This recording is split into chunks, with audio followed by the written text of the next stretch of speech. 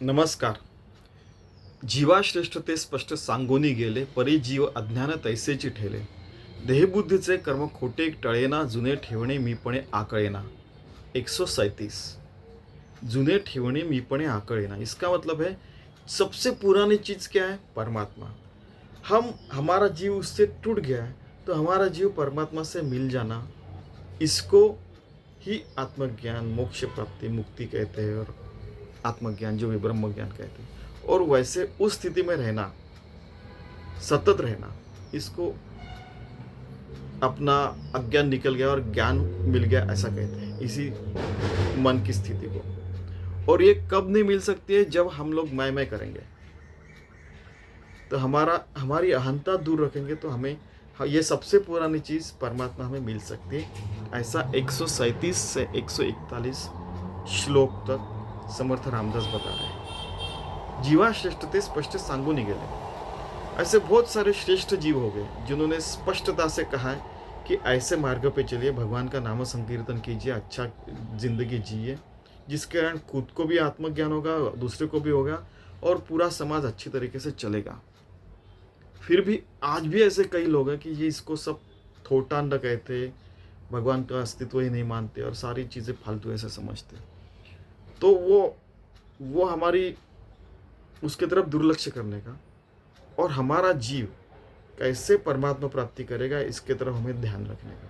पूरी अज्ञानता दूर हो जाएगी फिर, कि अगर हम लोग भगवान से एकरूप रहते, सतत नाम संकीर्तन करते, सतत 24/7 हर हृदय की धड़कन से, हर विचार से भगवान की सेवा कर रहे हैं, हमारा कर्म अच्छा कर रहे हैं, हम पढ़ाई क्यों कर रहे हैं समझ के कर रहे हैं, हम खाना क्यों खाते हो समझ के कर रहे हैं, हम जिंदगी क्यों जीते ये सारे समझ के करते हैं, सखोलता से उसको सोच समझ के करते हैं, तो फिर हमारी अज्ञानता निकल जाती है.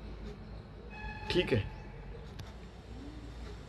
इसके खिलाफ अगर हम देह बुद्धि से रहे कि मेरा ऐसा ही है, मेरा वैसा ही है, हर जगह जाके झगड़ा कर रहे हैं, हर जगह जाके गड़बड़ कर रहे हैं, हर कर्म खोटा कर रहे हैं, गलत कर रहे हैं, तो देह बुद्धि में जहाँ पे मैं जहाँ पे हर जगह क्लैशेस हो रहे हैं, तो उसके कारण आप खुद भी अच्छा नहीं जी पाते और दूसरे को भी अच्छा जीने नहीं देते.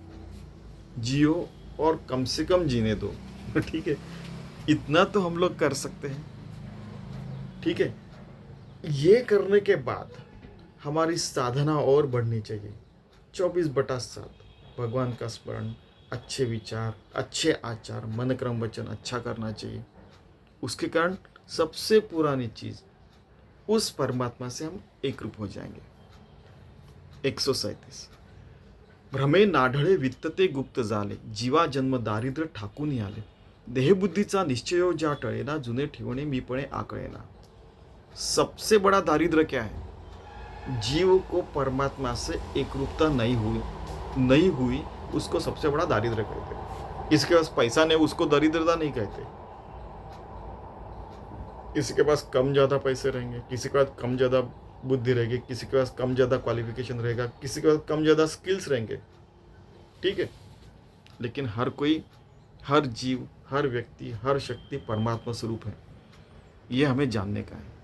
भ्रमे नाढळे वित्तते गुप्त झाले. वैसे देखा जाए तो परमात्मा तो हर जगह है, लेकिन वो गुप्त है. अरे गुप्त कैसा? अर्जुन ने भी पूछा.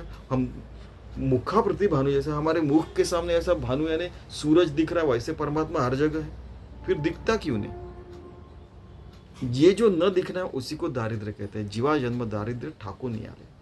ये जो दारिद्र्य है आपका दूर कीजिए, हर जगह भगवान को ही देखिए. देह बुद्धीचा निश्चयो ज्या टळेना, कि देह बुद्धि का जो निश्चय, मैं ऐसा ही छूँ, मैं वैसा ही छूँ, मेरे पास ये है, मेरे पास वो है, मेरे पास ये नहीं, मेरे पास वो नहीं है, मुझे ये मिलाना है, मुझे ये करना है, वो करना है. थोड़ा बहुत लक्ष्य रहना ठीक है, लेकिन वही दिमाग में रख के लोगों का नुकसान करना, खुद का नुकसान करना, ये ठीक नहीं है. हर चीज़ की मर्यादा समझनी चाहिए. नहीं तो देह बुद्धि का निश्चय लेके बैठे तो आत्मबुद्धि कब आएगी आपके? आत्मबुद्धि अगर देहबुद्धि को निकाल के फेंकेगी, तभी तो हम परमात्मा से एकरूप होंगे. जुने ठेवणे मीपणे आकळणे. जो पुरानी चीज़ें परमात्मा स्वरूप, उससे एकरूप होने का है, जिससे हमारा जीव टूट गया है. इसी को आत्मज्ञान, मोक्ष प्राप्ति, मुक्ति जो भी कहना कहते हैं वो हो सकता है 24/7 अगर ये प्रयास किया तो। ये फुल टाइम जॉब है, पूरी जिंदगी भर का जॉब है ये। पुढे पाहता सर्वही कोंदलेसे, अभाग्यासे दृश्य पाषाण भासे, अभावे कदा पुण्य गाठी पडेना, जुने ठेवणे मी पणे आकळेना। 139 कि अगर हम बहुत अहंता से रहे तो हमें पुण्य भी नहीं मिलता है। हर कोई कोसेगा, खुद भी कोसेंगे, हमको यानी शांतता नहीं रहेगी, हरदम हम दुख में रहेंगे। जो अभागी व्यक्ति रहता है उसको हर जगह लोह लोष्ट पाषाण, ये चीज वो चीज, ये चीज ऐसा वैसा, इसके पास है उसके पास वो, यही सारी चीजें दिखेंगी। जो भाग्यवान रहता है उसको हर जगह परमात्मा दिखता है, हर जगह हर कोई पुण्य व्यक्ति दिखता है। ऐसा इसका मतलब ये नहीं कि उसको ये दुनिया में चल रहा है कि जो बड़ी बड़ी शक्तियाँ ये देश को वो देश को शस्त्र अस्त्र प्रोवाइड करे, उन दोनों में झगड़ा लगा, ये दिखता नहीं। ऐसा नहीं दिखता है, उनको भी पता रहता है। लेकिन जहाँ पे हम लोग कुछ भी नहीं कर सकते वहाँ पे परमात्मा से प्रार्थना करके आगे चलने का और हर जगह परमात्मा ही देखने का। हम लोग क्या कर सकते हैं, हमारे हाथ में जो नहीं है। परमात्मा तू देख ले, आगे बढ़ो। जुने ठेवणे बीपणे आकड़ेना, अगर मैं किया, अगर हरदम बुरी चीज़ों को लेके बैठे और ऐसे पकड़ के बैठे कोंदले से और छोड़ने का, नहीं नहीं मैं ऐसा हूँ वैसा हूँ, अरे छोड़, वो रिलीज, मुक्ति हो जाती है, मोक्ष प्राप्ति हो जाती है। उस मोक्ष में जिंदा रह के भी मोक्ष में रह सकते हैं हम लोग। नित्य मुक्ति मिल सकती है, ब्रह्म ज्ञान आत्मज्ञान नित्य हो सकता है। जैसे वो नागा साधु जो अपना क्रियाकर्म कर डालते, वैसे अभी इसी क्षण हम लोग हमारे क्रियाकर्म क्यों नहीं कर डालते? है ही नहीं, अस्तित्व में नहीं, केवल परमात्मा ही अस्तित्व में। ऐसा मन में सोच के रहना चाहिए। बाकी हम लोग संसारी पुरुष है तो हमारा भी देहावसान हो जाने का, हमको भी अग्नि दिया जाने वाला है, नहीं वो होने वाला है। फिर वो इस जीव का मेरे से संबंध नहीं वगैरह, वो आपको पता है, वो सारी चीजें होने वाली, ठीक है। लेकिन इतनी भी ज्यादा अहंता नहीं चाहिए कि जिससे हमें आत्मज्ञान ना हो।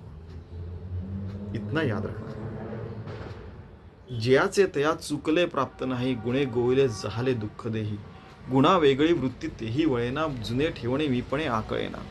140 हमारी क्या गलती हो रही है हमको पता नहीं चलेगा तो हम लोग कभी सुधर नहीं सकेंगे।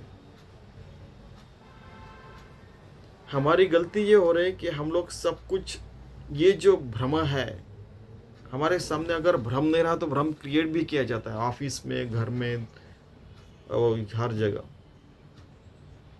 आपको पता, सिनेमा में बताऊंगा आपको कि ऐसा सारा दृश्य किया जाता है जिसके कारण हम लोग उस मार्ग पे चले जाएं।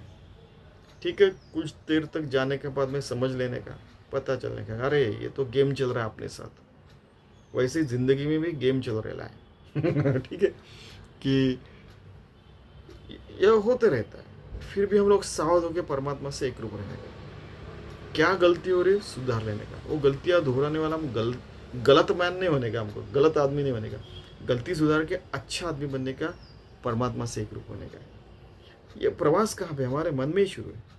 इसी क्षण हम परमात्मा से एक रूप है। वैसे देखा जाए तो कहीं 1000 जगह जाके, मंदिर में जाके, कुंभ मेला, यहाँ जाके वहाँ जाके, फिर भी आपका मन वैसे रहा तो हमें मुक्ति कहाँ मिलेगी? सब कुछ हमारे मन में, बुद्धि में, चित्त, अहंकार, सारा जो अंदर है, वो सारी चीज़ें परमात्मा से एक रूप करने के बाद ही हम असली मुक्ति, असली मोक्ष, असली आत्मज्ञान, असली कैवल्य प्राप्ति कर सकते हैं। गुणे गोविले जहाले दुःख दे, अगर हम बुरे मार्ग पर रहेंगे और हरदम देह बुद्धि से रहेंगे तो हमें सतत दुखता रहेगी, इस देह में दुख ही रहेगा। फिर गुणा वेगळी वृत्ति तेही वळेना, अगर उस देह की, मन की, बुद्धि की, वो सारे गुण जो अनवांटेड है, जो नहीं चाहिए, उनको दूर करके अच्छे गुण प्राप्त करके सद्गुणों के मार्ग पे चलेंगे, हमारी वृत्ति पलट जाएगी। हर वृत्ति में भगवान भगवान दिखेगा, परमात्मा दिखेगा। भगवत आत्मा बोलने वाला था, भगवत आत्मा दिखने वाला है। जुने ठेवणी मी पण आगळेना। अगर पुरानी चीज हमें प्राप्त करने की, सबसे पुरानी चीज क्या, परमात्मा, उससे एक रूप होना है, तो हमें ये सारी चीजों का, सारे लोगों का लक्ष्य भगवान की तरफ करना पड़ेगा, तभी हम परमात्मा से एक रूप हो जाएंगे। 140 141 म्हणे दास सायस त्याचे करावे, जनी जाणता पाय त्याचे धरावे, गुरु अंजने वीण ते आकळेना, जुने ठेवणे मी पण ते कळेना। कि यहाँ पे सदगुरु का महत्व बताया कि सदगुरु अगर मिलते हैं, वो हमारे आँख में अंजन डालते तो हमें परमात्मा प्राप्ति होती है। ठीक है, तो इसके ऊपर हमने बचपन में बहुत सारे मजाक सुने हैं और किए भी हैं। अच्छा, तुझे गुरु अंजन मिला है तो तू मुझे बता यहाँ बैठ के कि अमेरिका में क्या चल रहा है, वो उधर विलायत में क्या चल रहा है, ब्राज़ील में क्या चल रहा है, ऑस्ट्रेलिया में क्या चल रहा है। फिर हम ऐसे कोई कोई कुछ कुछ बोलते थे, मजाक करते थे। गुरु अंजन का मतलब है कि गुरु हमें ज्ञान का अंजन देते हैं, फिर हमें परमात्मा हर जगह दिखता है और हम लोग शुद्ध मन, बुद्धि, आत्मा से शुद्ध जीवन जी सकते हैं। उसको गुरु अंजन कहते हैं। हमारे यहाँ पे इतने सारे गुरु हैं, इतने सारे देव देवता हैं, तो किसको मानने का, ऐसा किसी ने पूछा तो बोले, हमारे सदगुरु ने कहा था कि भाई आप देवी की पूजा करते हो, उसी को आपका सदगुरु मानिए। आप हनुमान जी की, शिव जी की, राम जी की, कृष्ण जी की भक्ति करते हो, वही कंटिन्यू कीजिए। वहाँ मंदिर में जाके उनके पैर छूने के बाद आपको लगता है पवित्र, शुद्ध पवित्र होने के बाद हमारे मन में जो विचार आते हैं, जो कर्म होता है, कितना शुद्ध हो रहता है वो देखिए आप। तो कंटिन्यू कीजिए, जब प्रसंग आएगा तो आपको ऑटोमेटिकली गुरु मिलते हैं। फिर हमारे वो देहमान आदमी रहेगा ऐसे नहीं है,